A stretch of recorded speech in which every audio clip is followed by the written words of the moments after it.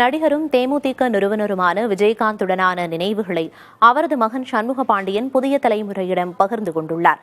அவருடன் புதிய தலைமுறையின் டிஜிட்டல் பிரிவு செயலாசிரியர் திருப்பதி நடத்திய கலந்துரையாடலை பார்க்கலாம்.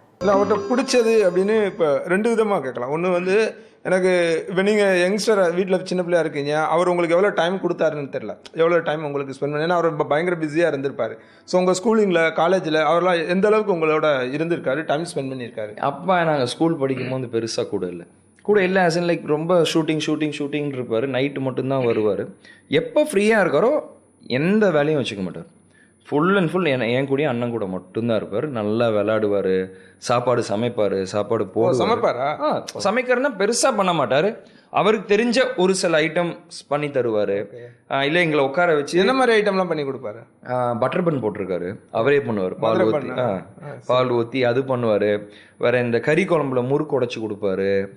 அவரே வேற இன்னொரு ஏதோ ஒன்று பண்ணியிருக்காரு. ஒரு ஃபிஷ் வறுத்துருக்காரு. மேலே எங்கள் ரூமில் ஒரு சின்னதாக ஒரு ஸ்டவ் இருக்கும், அதில் அப்பாவே மீன் பொரிச்சு கொடுத்துருக்காரு. வேறு எங்களுக்கு நான் சரியாக சாப்பிட மாட்டேன் சின்ன வயசில்.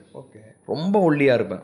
அதனாலேயே அவர் ஃப்ரீயாக இருந்தேன் நான் உட்கார வச்சு நல்லா கறி சாப்பாடுன்னு சாப்பிட்டே ஆகணும்னு உட்காந்து எனக்கு ஊட்டி விடுவார்.